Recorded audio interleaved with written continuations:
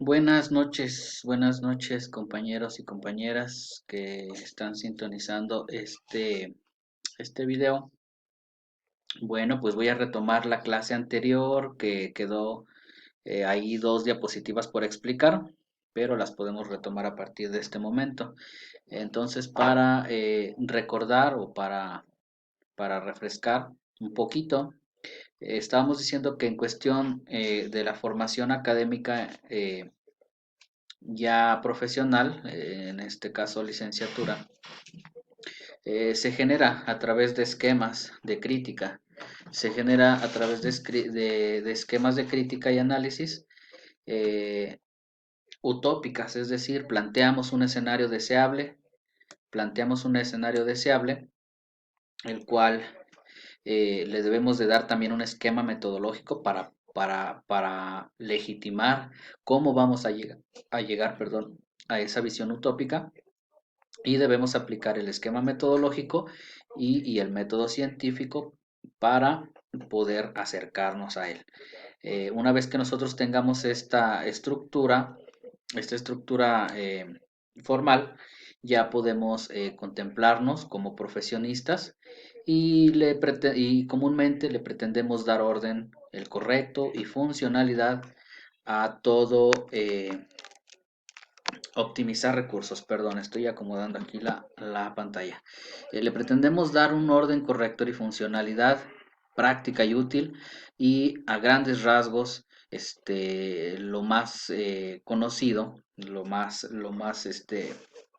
perceptible es optimizar recursos, ya seamos ingenieros, ya seamos arquitectos, ya seamos administradores de empresas, ya seamos diseñadores gráficos, psicólogos, docentes, o lo que tengamos que ser, médicos, educadores físicos y demás. Deseamos optimizar recursos, porque a grandes rasgos eso es lo que esa fue la currícula que nos generó a través de nuestra formación académica, optimizar recursos como tal. Entonces, eso es lo que realmente más adelante vamos a ver en cuanto a la OCDE, a los indicadores macros, y en los indicadores macros vamos a ver que la OCDE es la que implementa en conjunto con otras organizaciones, el Banco Mundial, la ONU, la Comisión de los Derechos Humanos, y demás. Optimizar recursos, ¿por qué? Porque las empresas grandes, transnacionales, son las que generan el recurso económico, es decir, el dinero, que a su vez es dinero en forma de impuestos que los estados, los países, y en nuestro caso nuestra república, pues la genera como producto para poder generar productos, bienes y servicios de orden público. Avanzando entonces, dijimos también lo siguiente, que hay un orden vertical, es decir, quien manda y todos los demás obedecen. Aún hay mucha controversia en este tema porque hay mucho todavía conservadurismo, y es la palabra conservadurismo, en el cual el orden jerárquico es el que lleva a cabo las órdenes, y los subórdenes son los que las ejecutan. En en la cuestión horizontal es un tanto distinta, que ya la hemos estado viendo, pero la vamos a abordar más adelante. En el grado máster, es decir, ya entrando a un posgrado, ya no criticamos lo que hay que componer o lo que hay que reestructurar en cuanto al orden, la normativa, los reglamentos, las leyes, los artículos y demás. Ya tenemos entonces ahora, ya tendemos a descomponer. Aquí dice la descomposición de los paradigmas para entender su estructura. Entonces ya no queremos un tanto optimizar recursos, sino que ya criticamos, es decir, analizamos, perdón, rompemos, descomponemos ese paradigma de decir por qué tengo que seguir estas reglas. Ya cuestionamos un poco más profundamente, y a través del conflicto, el conflicto interno de nosotros mismos, filosofamos en un sentido crítico, pero siempre aterrizándolo con una metodología científica para poder legitimar que estamos generando conocimiento.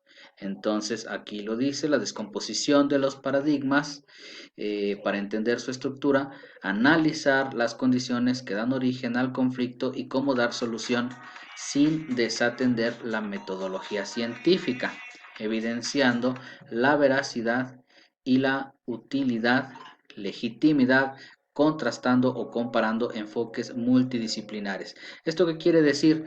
Bueno, que vamos no desatender la metodología, ¿sí? Vamos a descomponer todos los paradigmas, los que se nos presenten en su momento, y vamos a generar un hilo conductor del objeto de estudio, del que tengamos, del que ustedes quieran dentro de sus ramas y dentro de su formación académica. En este sentido, entonces vamos a aplicar el método científico descomponiendo paradigmas y evidenciando, dice aquí, evidenciando la veracidad, qué tan verdadero es, qué tan útil es, y la legitimidad, contrastándola o comparándola en enfoques multidisciplinares que nos ayudan en su momento a los esquemas o a las parcelas de investigación para tener un desarrollo proclive al crecimiento científico. Es decir, y les dije, bueno, en su momento les dije que les recomendaba esta película porque precisamente nos hace referencia a ese rompimiento de paradigmas. Cuando ya pertenecemos a un gremio profesional, pero tendemos o necesitamos generar un máster, un diplomado, o en este caso un máster y después un doctorado y sucesivamente un postdoctorado.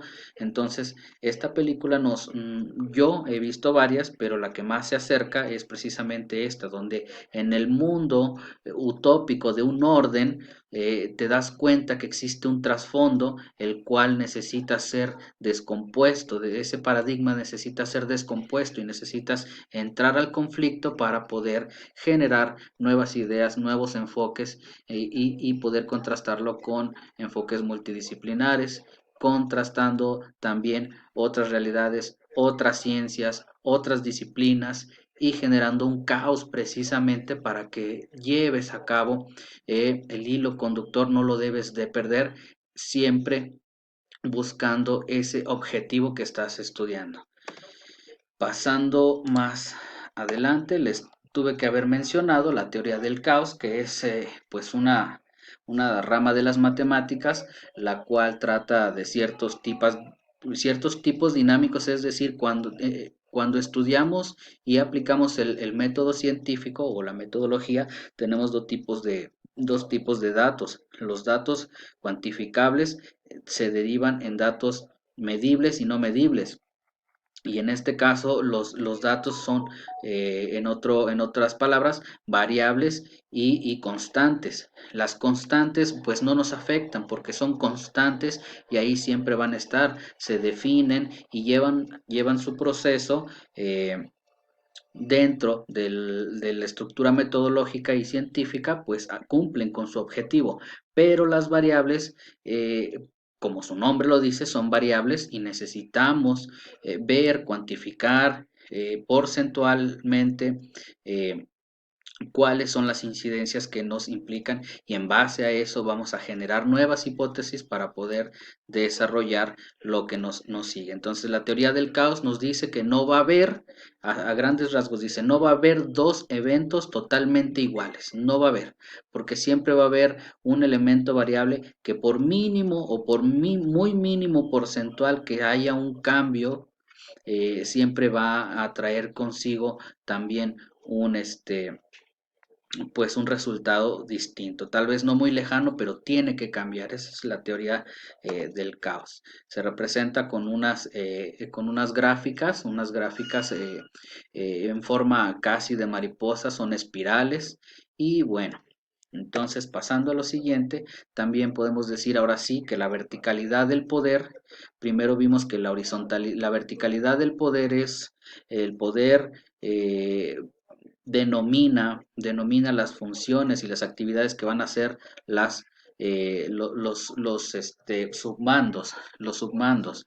En la cuestión de horizontalidad del poder, la horizontalidad quiere decir que no haya una cabeza, que todos seamos uniformes, es decir, en este sentido horizontal, y que tengamos la misma participación de todos los pues que tengamos la participación de todas las instituciones, de todas las secretarías, de todos los órdenes de gobierno y tanto los altos funcionarios, que ya no serían altos funcionarios, sino serían representantes, serían funcionarios públicos y la sociedad civil, es decir, la gente que no se dedica a el ámbito político. En este sentido, debemos decir lo siguiente. eh, Generar el PhD se genera propuestas basadas en el estudio exhaustivo de las dimensión investigativa, aplicando siempre la metodología científica y dimensión multidisciplinaria. Esto quiere decir que el PhD genera propuestas, es decir, ya no criticamos, tampoco descomponemos paradigmas, ahora proponemos nuevos estudios. Obviamente tocamos los puntos anteriores, criticamos como un inicio, pero ya no es nuestro enfoque como tal y posteriormente pues generamos el segundo lapso que es descomponer los paradigmas y posteriormente ya en base a esos dos podemos generar propuestas basadas en el estudio muy exhaustivo, es decir, hay que estudiar lo máximo posible en el objeto de estudio de las condiciones en que se genera la dimensión investigativa, aplicando siempre la metodología científica y dimensión multidisciplinaria. Es muy importante atender a todas las disciplinas que se tengan que intervenir en el planteamiento del problema. Dice después, abriendo de esta forma un metaanálisis, es decir, no solo un análisis, un metaanálisis, analizar más allá de una visión cosmogónica del objeto de estudio, es decir, cómo consideramos el cosmos o la creación del todo, pero del objeto de estudio que estamos generando en ese momento y aterrizarlo a los procesos cognitivos de cada área. Cada uno de ustedes va a aterrizar los procesos cognitivos que deben aplicar en su momento para poder transmitir esas herramientas o esos conocimientos a los que ustedes tengan que transmitir y así nutrir las parcelas de investigación para transmitir nuevas hipótesis. Ok, entonces la investigación se va a hacer más grande y se deben transmitir nuevas hipótesis. En el doctorado es precisamente eso, generar nuevo conocimiento, dejando abierto el espacio de divulgación. ¿Por qué? Porque necesitamos tener también confrontación con otras personas, con otros investigadores, con otros doctorados que en su momento se apeguen a nuestra realidad y a nuestra hipótesis o que en su defecto digan, no, yo estoy en desacuerdo por esto y evidencien lo contrario. Dejando el espacio de divulgación y síntesis para un aprovechamiento holístico y formular nuevos hilos conductores. ¿Qué quiere decir esto? El aprovechamiento holístico es que nosotros a través del conocimiento científico sepamos que todas las cosas o que una cosa la podemos descomponer en partes como el paradigma, pero que todas las partes no son la cosa, no son la explicación y viceversa. La explicación de una parte no quiere decir que sea el todo. Vamos a explicar parte por parte. El todo no es una sola. O sea, todas las partes no son el uno solo. Hay que explicar parte por parte. Ese es el método científico multidisciplinario, ver los porqués de todo.